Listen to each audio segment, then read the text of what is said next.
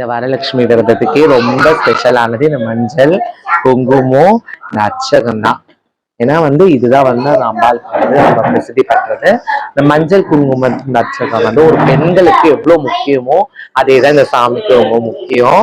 அதனாலதான் நாங்க வருஷம் இந்த சாமியை ரொம்ப தெய்வீகமா வழிபடுவோம். சின்னதுல இருந்து பெருசு வரைக்கும் எல்லா சாமிகளையுமே ரொம்ப தெய்வீகமா வழிபட்டு இந்த ஒரு நிகழ்ச்சியை நாங்க 28வது வருஷமா இது நாங்க கொண்டு வந்திருக்கோம். இதுக்கு எல்லா எங்க ஏரியால இருக்கிற எல்லா பெண்களும் இந்த சாமி கிட்ட ஆசீர்வாதம் வாங்கிட்டு ஏதாவது ஒரு விஷயம் அவங்க மனசுல நினைச்சிட்டு போனாலும் நிச்சயமா நல்லபடியா இருக்கு. அது நடக்க நடக்கதான் நாங்க இவ்வளவுண்டா வச்ச சாமி 2 ரூபாய்க்கு தான் வச்சோம் ஆரம்பத்துல. உடைச்ச கல்ல, தேங்காய், பொட்ட சக்கரை. இன்னைக்கு ஒரு 2 லட்சம் ரூபாய்க்கு பிரம்மாண்டமா உட்கார்ந்துருக்கிறான்னா அது அவளோட வளர்ச்சி மட்டும்தான். அவளோட உருவம் எல்லாமே எல்லாமே சந்தனம், இது மஞ்சள், முழுக்க முகம் எல்லாமே. இது நைட்டு கரெக்டா 9:15 ஸ்டார்ட் பண்ணது இங்க வீட்டுல. விடிய காத்தால 5:15 தான் முடிஞ்சது. 6-7 பேர் பண்ணாங்க கிட்டத்தட்ட. எப்பயுமே வருஷம் ஒவ்வொரு சாமி தான் வைப்பேன். இந்த வாட்டி 8 சாமியும் சேர்ந்த லட்சுமி உட்கார வச்சிருக்கேன். அதாவது இந்த சைடு பாத்தீங்கன்னா யானையோட வாகனங்கள், கஜலட்சுமிக்கான ஒரு அம்சத்தை குறிக்கும். கையில குழந்தையோட இருக்கிறத பார்த்தா சந்தான லட்சுமியோட அம்சத்தை குறிக்கும். பின்னாடி வில்லு, அம்பு, ஆயுதங்கள்லாம் பார்த்தாக்கா வீரலட்சுமிக்கான அம்சங்களை கொடுக்கும். அப்புறம் இந்த சைடு பார்த்தா சங்கு சக்கரத்துக்கான உள்ள அம்சங்கள் பாத்தீங்கன்னா பாக்கியலட்சுமிக்கான அம்சத்தை கொடுக்கும். கையில குடம், காசு வெளியிற மாதிரி பாத்தீங்கன்னா தனலட்சுமிக்கான அம்சத்தை கொடுக்கும். அப்புறம் தானியலட்சுமிக்கான அம்சம் கொடுக்கறது இந்த காலோட பாதங்கள், தாமரை குடங்கள், அந்த மாதிரி பனிப்பெண்கள். அதாவது இது ஒரு தர்பார் கான்செப்ட்ல வச்சிருக்கு. அதாவது மகாராணிக்கெல்லாம் மகாராணின்ற ஒரு தர்பார், அதான் கொடையோட அவங்கள உட்கார வச்சிருக்கிறது.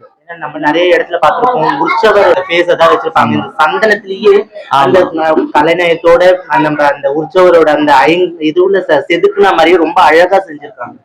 அவங்களோட அந்த வேலைப்பாடு நல்லாவே தெரியுது, சூப்பரா இருக்கா. ஏன்னா 5 நாளுமே இப்படிதான் இருக்கும். ரொம்ப சாந்தமா உட்காந்துருவாங்க. வரவங்க எல்லாரும் வருவாங்க, பூஜை பண்ணுவாங்க, போவாங்க, வருவாங்க, பூஜை பண்ணுவாங்க, போவாங்க. ஆனா அந்த அம்மா கிட்ட யாருமே போக மாட்டோம் 5 நாளைக்கு.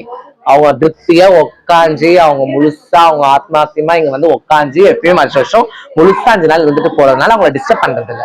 மேல இருக்கவங்க லட்சுமி குழந்தையோட உட்காந்துருக்காங்க. இவங்க யாரு?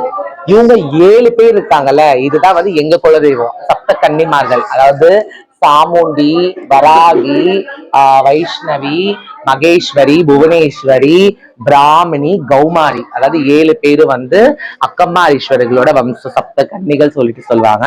இந்த 7 பேருமே எங்களோட குலதெய்வம். அதாவது அக்கா தங்கச்சிங்க. எந்த ஊர்ல இருக்காங்க? இவங்களோட ஊர் பூர்வீகம் பாத்தீங்கன்னா கனக்கம்பட்டியில இருக்கிற, எங்களோட பழனி பக்கத்துல இருக்கிற கனக்கம்பட்டியில ஒரு ஊர்ல ஸ்ரீமது அக்கம்மாரீஸ்வரி டெம்பிள்ல பிரசித்தி பட்டிருக்காங்க. நாங்க 24 மணி தெலுங்கு செட்டியார்ன்றனால எங்களோட பூர்வீகமான அது சொந்த மண்ணோட ஊரு குலதெய்வம் சாமி.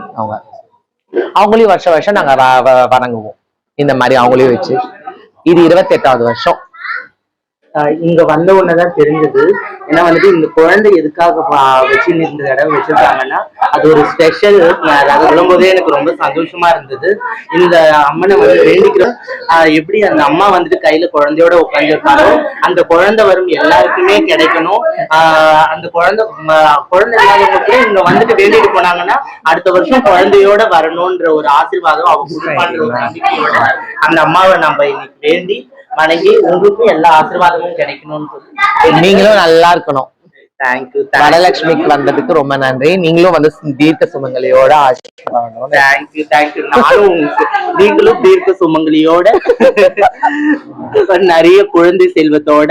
இந்த பூஜைக்கான சிறப்பே இதுதான், கொடுக்கல் வாங்கல்.